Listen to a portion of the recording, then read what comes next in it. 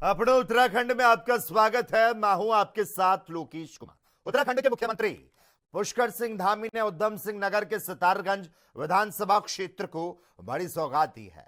मुख्यमंत्री ने शक्तिगढ़ को सिडकुल से जोड़ने वाले महत्वपूर्ण पुल का विधि विधान के साथ शिलान्यास किया। इस अवसर पर मुख्यमंत्री धामी ने कहा, जनता का आशीर्वाद उन्हें निरंतर विकास कार्यों को आगे बढ़ाने और जनसेवा करने की शक्ति प्रदान करता है। इस नए पुल के निर्माण से स्थानीय निवासियों और सिडकुल आने जाने वाले लोगों को यातायात में बड़ी राहत मिलेगी और क्षेत्र का आर्थिक विकास तेज होगा।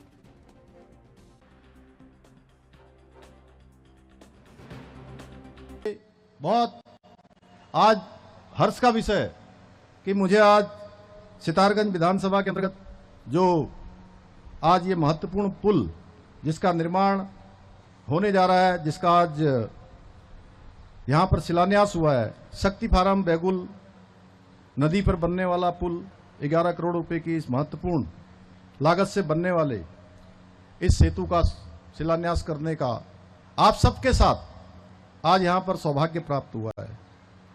मुझे ये जानकर प्रसन्नता हो रही है कि शक्ति फार्म क्षेत्र को सिडकुल से जोड़ने के लिए इस पुल के निर्माण से इस पूरे क्षेत्र के शक्ति फार्म क्षेत्र के आसपास क्षेत्र के सिडकुल आने जाने वाले लोग, आम जनता के लोग, उन सभी को इसके बन जाने से हमारे व्यापारी भाइयों को औद्योगिक प्रतिष्ठानों से विकासखंड कार्यालय सिसोना तक पहुंचने के लिए 9 किलोमीटर की जसपुर क्रय विक्रय किसान सेवा सहकारी समिति के संचालक पदों के चुनाव को लेकर सरगर्मियां तेज है। यहां 13 पदों के लिए 25 नामांकन पत्रों की बिक्री हुई, जिनमें से 21 उम्मीदवारों ने अपने पर्चे दाखिल किए। निर्वाचन अधिकारी प्यारेलाल वर्मा ने बताया, नामांकन प्रक्रिया के दूसरे दिन 2 पत्रों पर आपत्तियां प्राप्त हुई, जिनकी जांच की जा रही। इस चुनावी प्रक्रिया के तहत आगामी 19 मई को मतदान कराया जाएगा और वोटिंग समाप्त होने के तुरंत बाद मतगणना कर चुनाव परिणाम घोषित कर दिए जाएंगे।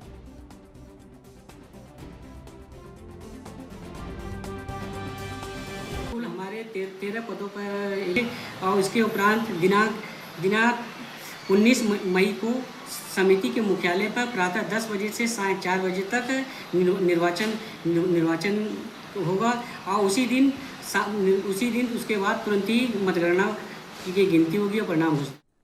ऋषिकेश की दिव्यांग बेटी नीरजा गोयल इन दिनों चारधाम यात्रा ट्रांजिट कैंप परिसर में श्रद्धालुओं की खूब दुआएं बटोर रही।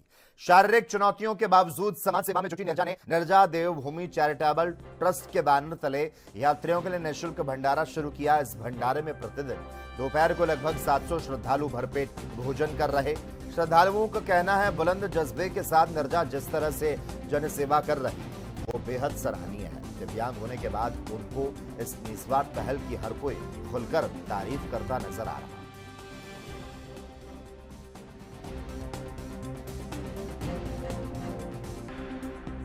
देवभूमि चैरिटेबल ट्रस्ट की तरफ से आपके भोजन वितरण का कार्य है। 2 साल इससे भी पूर्व हम यात्रियों के लिए भोजन व्यवस्था करते हैं और सभी के सहयोग से ये व्यवस्था होती है। जितने भी हमारे संस्था के मेंबर हैं और सामाजिक लोग हैं वो बढ़ चढ़कर इसमें आते हैं और संस्था को सहयोग देते हैं, जिससे हम लोग ये कंटिन्यू 8-15 दिन से यहाँ भोजन वितरण कर रहे हैं और इससे पूर्व भी हमने करा है और आगे भी संभावना है कि इसे हम लगातार कर सकते हैं। देश भर के केमिस्टों के साथ अब उत्तराखंड के जसपुर में आगामी 20 मई को 1 दिवसीय दवा व्यापार बंद रहेगा। All India organization of chemist and druggist के आह्वान पर जसपुर केमिस्ट एसोसिएशन ने उप जिला अधिकारी राहुल शाह को ज्ञापन सौंपा। एसोसिएशन के पदाधिकारियों ने बताया, इस देशव्यापी बंद की सूचना प्रशासन को दी गई ताकि वैकल्पिक व्यवस्था की जा सके। केमिस्ट ने ऑनलाइन दवा बिक्री पर रोक लगाने, बिना पर्चे के दवाओं की बिक्री बंद करने और नशे वाली दवाओं की आसान उपलब्धता रोकने जैसे कई प्रमुख मांगों को उठाया।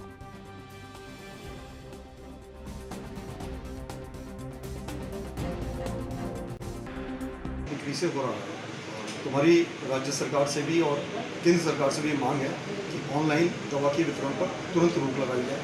वो जनहित में भी नहीं है, केमिस्ट हित में भी नहीं है, किसी के हित में नहीं है। सबसे बड़ी मांग ये है हमारी, उसके अलावा अन्य मांग नहीं है, जिसमें कोविड के प्रावधान के अनुरूप कुछ विशेष प्रावधान करे गए थे, जिनको कि कोविड चूंकि खत्म हो गया तो उसको वापस कर दिया गया। मेरे साथ हमारे जिले के भी अध्यक्ष हैं, नगर के भी अध्यक्ष हैं, मनीष अग्रवाल जी हैं, और मेरे कोषाध्यक्ष हैं मोहित अरोड़ा जी। बाकी हमारी सारी कार्यकारिणी के वरिष्ठ सदस्य, हमारे सीनियर सदस्य, बहुत सारे लोग यहाँ हैं, कुछ लोग बाहर भी हैं, तो बहुत सारे लोग यहाँ पर आज पूरा। दिनेशपुर में पेपर लीक मामले को लेकर कांग्रेस और आम आदमी पार्टी के कार्यकर्ताओं में भारी आक्रोश है। गुस्साए कार्यकर्ताओं ने मुख्य चौराहे पर एकत्र होकर केंद्र सरकार के खिलाफ जमकर नारेबाजी की और प्रधानमंत्री नरेंद्र मोदी का पुतला फूंका। प्रदर्शनकारियों का आरोप है, लगातार हो रहे पेपर लीक से युवाओं का भविष्य अंधकार में डूब रहा। विपक्ष ने सरकार पर रोजगार देने में विफल रहने और परीक्षाओं में पारदर्शिता न रखने का आरोप लगाया। हाथों में तख्तियां लिए कार्यकर्ताओं ने दोषियों पर कड़ी कार्रवाई और सख्त कानून बनाने की मांग की। उन्होंने चेतावनी दी, मांग पूरी न होने पर आंदोलन तेज किया जाएगा।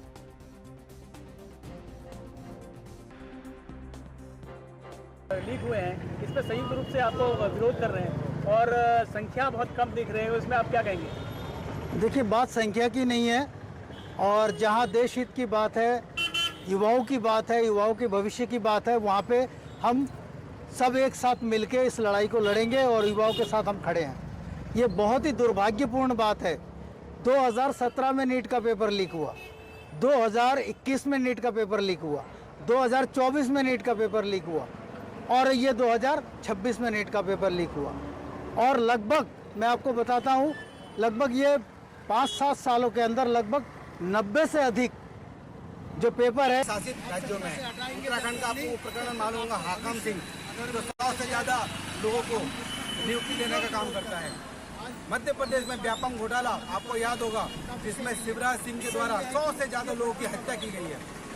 अभी राजस्थान में जो पेपर लीक हुआ है, वो दिनेश बिंदवाल ये कहता है कि मैं फंसाया जा रहा है, 2 बड़े नेताओं का नाम है। मैं चाहता हूँ कि वो 2 बड़े नेताओं कौन है, सीबीआई जांच करे और ऐसे लोगों के खिलाफ मृत्यु दंड का प्रावधान हमारे देश की कोर्ट करे, क्योंकि छात्रों के भविष्य के साथ खिलवाड़ हो रहा है, मतलब हमारे देश के साथ खिलवाड़ हो रहा है।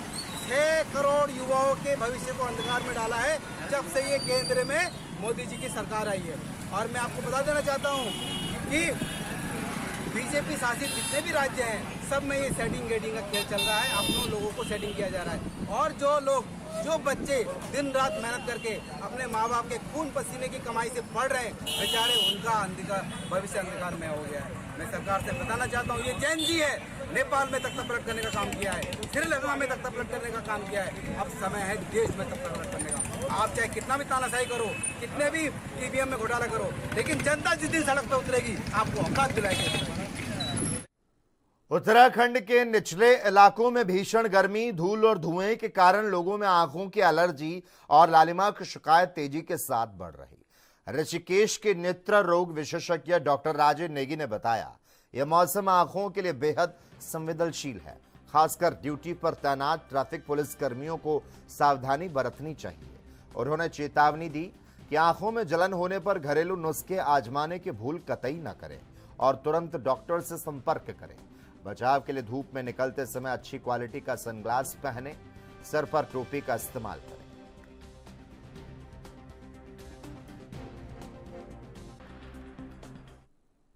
भाजपा प्रदेश प्रवक्ता कमलेश रमन ने पेट्रोल और डीजल को लेकर लोगों से संयम बरतने की अपील की। उन्होंने कहा, अभी प्रदेश में ईंधन की कोई कमी नहीं और सरकार लगातार स्थिति पर नजर बनाए हुए है। कमलेश रमन ने प्रधानमंत्री नरेंद्र मोदी की अपील का जिक्र किया और कहा, लोगों को ईंधन की बचत करनी चाहिए। इसके लिए वे कारपूलिंग, कम वाहन इस्तेमाल करना, वर्क फ्रॉम होम जैसे विकल्प अपना सकते हैं। उन्होंने सभी से घबराने के बजाय समझदारी और संयम से काम लेने की सलाह दी। उनका कहना है, छोटे छोटे उपाय से ईंधन की बचत हो सकती है और सभी को फायदा होगा।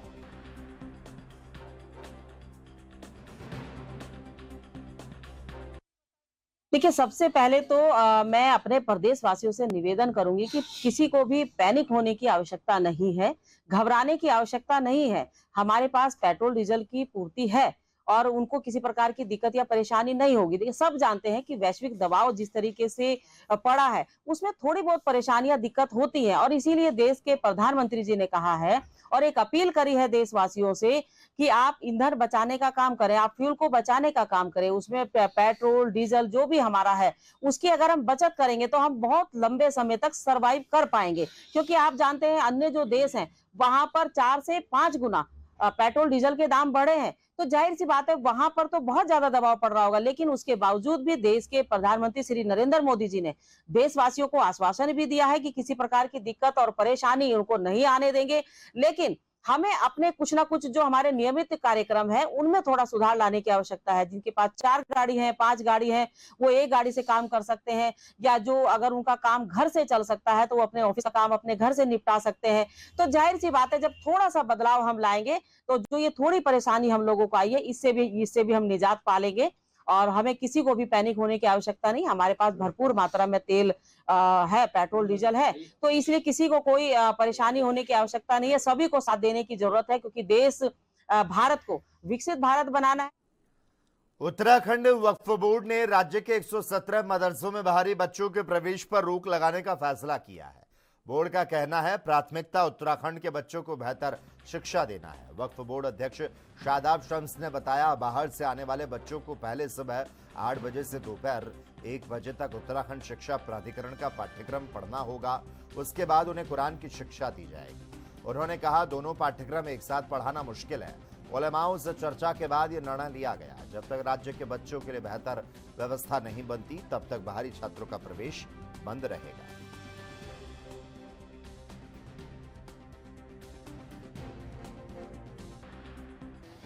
देखिए, वक्फ बोर्ड उत्तराखंड के 117 मदरसे हैं और हमने ये तय किया है कि अब जो बाहरी बच्चे हमारे यहाँ एजुकेशन हासिल करने के लिए आते हैं उनके लिए अभी हमने रोक लगाई है। और हमारा मानना यह है कि वो कुरान का दर्स लेने आ रहे हैं, लेकिन उत्तराखंड के अंदर तो कुरान का दर्स बाद में दिया जाएगा। पहले तो उन बच्चों को सुबह 8 बजे से 1 बजे तक उत्तराखंड शिक्षा प्राधिकरण का बोर्ड पढ़ना पड़ेगा। और इन दोनों के कॉम्बिनेशन को बनाना कोई मजाक खेल नहीं है। मेरी तमाम उलेमाओं से बात हुई है, बहुत टफ पढ़ने वाला है। तो इसलिए हमने कहा जब तक हम अपने बच्चों को बेहतर सिस्टम ना दे दें तब तक बाहरी बच्चों का प्रवेश बंद रहेगा। और जो बच्चे पढ़ रहे हैं वो अपना कोर्स कंप्लीट कर लेंगे और वो आगे चले जाएंगे। और मेरा मानना है कि मेरी जिम्मेदारी, पहली प्रायोरिटी मेरी उत्तराखंड के बच्चों को पढ़ाने की है। मेरे पास जब मैं अपने घर को सही कर लूंगा उसके बाद दूसरे लोगों को मौका मिलेगा। जब तक मैं अपने बच्चों को नहीं पढ़ा पाऊंगा या उससे पहले मैं दूसरों को मौका दूं, मुझे लगता है पहले अपना घर सही कर लिया जाए, उसके बाद बाकियों को मौका दिया जाएगा। देहरादून में होम स्टे की आड़ में चल रहे अवैध कारोबार पर जिला प्रशासन ने बड़ा एक्शन लिया। ऑपरेशन सफाई के तहत 17 होम स्टे का पंजीकरण रद्द कर दिया गया। जिला अधिकारी सविन बंसल के निर्देश पर 5 मजिस्ट्रेट टीम ने सहसपुर और रायपुर क्षेत्र में 7 दिन तक जांच की। जांच में सामने आया कई होम स्टे में जरूरी सुविधाएं जैसे रसोई और फायर सेफ्टी नहीं थी। कुछ जगह को बारात घर और डीजे वेन्यू की तरह इस्तेमाल किया जा रहा था। कई भवन मालिक खुद वहां नहीं रहते थे और प्रॉपर्टी किराए पर दे रखी थी। स्थानीय लोगों ने देर रात पार्टी, शराब, हुड़दंग और मारपीट की शिकायत भी की।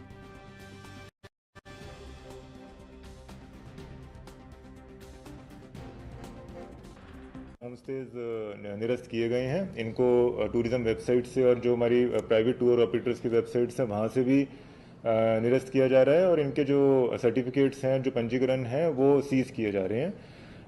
ये प्रक्रिया कंटिन्यू रहेगी। हमारे टोटल होम स्टेज इस क्षेत्र में काफ़ी हैं, शहरी क्षेत्र में और हमारे सब सिटी एरियाज़ में।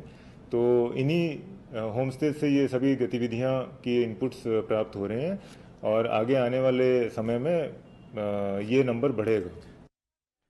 खबरों का सिलसिला लगातार जारी रहेगा। वक्त एक छोटे से ब्रेक का हो चला है, जल्द हाजिर होते हैं।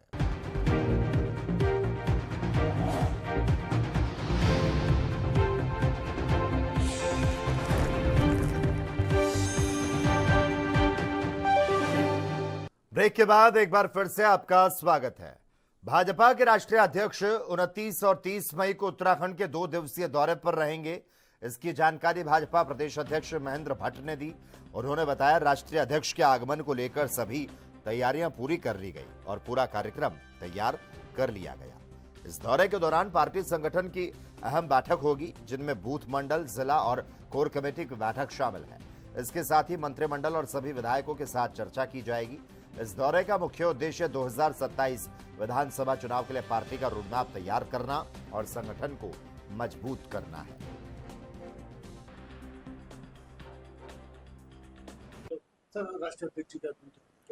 भारतीय जनता पार्टी राष्ट्रीय अध्यक्ष के कार्यक्रम का टेंटेटिव कार्यक्रम आ चुका है। 29 और 30 तारीख को वो 2 दिन के प्रवास पे देवभूमि में रहेंगे। हमने उनके आगमन की सब तैयारियां पूर्ण कर दी हैं। पार्टी की बूथ की, मंडल की, जिले की, कोर कमेटी की बैठक लेंगे, मंत्रिमंडल की बैठक लेंगे, सभी विधायकों की बैठक लेंगे और 2027 चुनाव के लिए पार्टी के पूरे रोड मैप को तैयार करके जाएंगे। सर, SIR को कांग्रेस टिकट सर्वे के नाम पर हुई कथित ठगी में नया मोड़ आया। समाज सेवी भावना पांडे ने प्रेस वार्ता में बताया, पहले राहुल गांधी के फर्जी पीए बनकर कनिष्ठ सिंह ने उनसे ठगी की। अब पैसे वापस दिलाने के नाम पर कुछ अन्य लोगों ने कथित रूप से धोखाधड़ी की। भावना पांडे का कहना है, इस पूरे मामले में कुछ लोग मिलीभगत करके उनके नाम पर लाखों रुपए की ठगी कर चुके।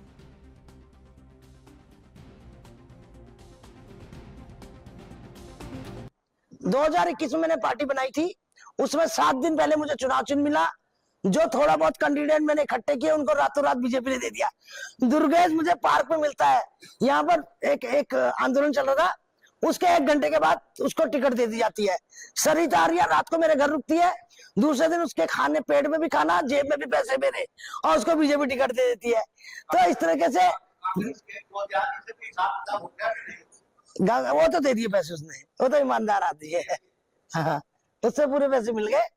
और मेरा कहने का मतलब यह है कि इसी तरह फिर मैंने 24 में, सत्य बात यह है कि मैंने सोचा, मैंने पब्लिसिटी अपनी करी लोकसभा चुनाव की कि कांग्रेस हो सकता है जीतने वाले को टिकट दे, मगर कांग्रेस में तो परिवार इतना बड़ा है, हरीश रावत अपने लड़के के लिए टिकट ले आए।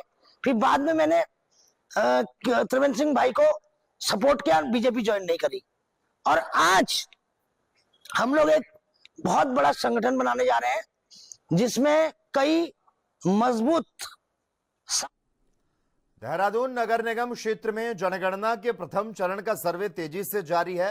नगर आयुक्त नमामि बंसल ने बताया, शहर के 5 चार्ज में कुल 1956 ब्लॉक्स चिन्हित किए गए। इनमें से लगभग 1800 ब्लॉक्स में सर्वे का कार्य चल रहा है, जबकि करीब 60 ब्लॉक्स की गणना पूरी हो चुकी है।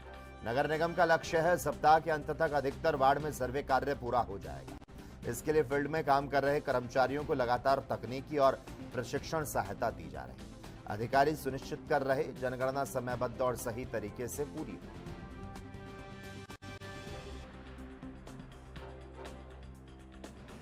जनगणना का कार्य जो फेज़ 1 का है, यानी कि जो मकान की जनगणना का कार्य किया जा रहा है, वो अभी वर्तमान में गतिमान है। और हमारे समस्त 5 चार्जेस में कुल मिलाकर के 1958 यानी 1956 ब्लॉक्स हैं, जिनमें से लगभग 1800 ब्लॉक्स में कार्य प्रगति पर अभी है वर्तमान में, और एक 60 ब्लॉक्स के आसपास कंप्लीट भी हो चुका है। इस कंप्लीशन रेट को आगे निरंतर बढ़ाया जा रहा है, ताकि अधिकतम वार्ड्स में हम इस सप्ताह के अंत तक कार्य को कंप्लीट कर लें। जो समस्त चार्ज ऑफिसर्स हैं, उनको भी फील्ड पर लगातार जो एन्यूमरेटर्स हैं, प्रगणक हैं, उनको हैंड होल्डिंग सपोर्ट देने के लिए निर्देशित किया गया है। और ऐप में भी जो भी क्वेरीज आ रही हैं एन्यूमरेटर्स की, उनको भी सुपरवाइजर्स के माध्यम से विस्तृत प्रशिक्षण कार्यक्रम कराते हुए उनको इसमें रिजॉल्व कर। उत्तराखंड यूनिफॉर्म सिविल कोड लागू होने के बाद हलाला से जुड़े मामलों पर कार्रवाई की चर्चा तेज हो गई। उत्तराखंड वक्फ बोर्ड के अध्यक्ष शादाब शम्स ने कहा, यह कदम महिलाओं के अधिकार की सुरक्षा के लिए महत्वपूर्ण है। उन्होंने स्पष्ट किया, किसी महिला को पुनर्विवाह या हलाला के लिए किसी भी शर्त को मानने के लिए मजबूर करना गलत है। अब कानून के तहत ऐसे मामलों में सख्त कार्रवाई संभव है। अधिकारियों का कहना है, इससे महिलाओं को सुरक्षा और राहत मिलेगी। साथ ही यह कदम गलत प्रथाओं पर रोक लगाने और महिलाओं के अधिकार की रक्षा में मदद करेगा। समाज में समानता बढ़ाने की दिशा में एक बड़ा कदम माना जा रहा है।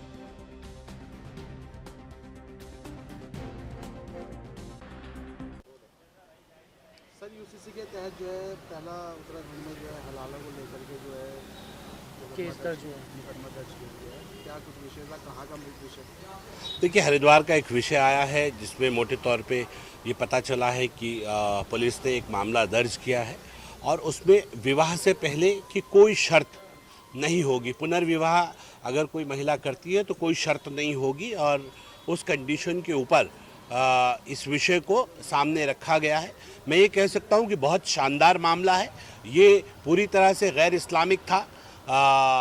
एक तरह से एक कोकस कुछ लोगों ने अपने ज़ाती फ़ायदे के लिए रखा गया था। उसका गलत तरीके से इस्लाम के लॉज का मिस इंटरप्रिटेशन था। महिलाओं के ऊपर एक जुल्म था और इस कुप्रथा पर जिस तरह से रोक लगी है, यानी कि अब किसी भी महिला को अगर पुनर्विवाह करना है तो उसे किसी की शर्त मानने की आवश्यकता नहीं है। ये उसको कोई कहे कि तुम किसी तीसरे आदमी से संबंध बनाओ, फिर वो आपको छोड़ेगा तब मैं पुनर्विवाह करूंगा, अगर कोई इसके लिए मजबूर करता है तो ऐसे लोगों के खिलाफ अब उत्तराखंड सरकार और उत्तराखंड की पुलिस कार्रवाई करने के लिए बाध्य होगी। ये एक्ट यूसीसी के द्वारा अब मिल चुका है और अब इस तरह के अन्याय को किसी कीमत पर भी बर्दाश्त नहीं किया जाएगा। ये बहनों के लिए एक बहुत खुशी का पल है और मैं ये कह सकता हूं कि इस जो गंदगी कुछ तथाकथित लोगों द्वारा फैलाई जा रही थी उसके ऊपर एक बड़ी। और इसी के साथ ही इस वक्त के बुलेटिन में बस इतना ही। देश और दुनिया के तमाम अहम खबरों को देखने के लिए जुड़े रहिए एएनबी न्यूज के साथ।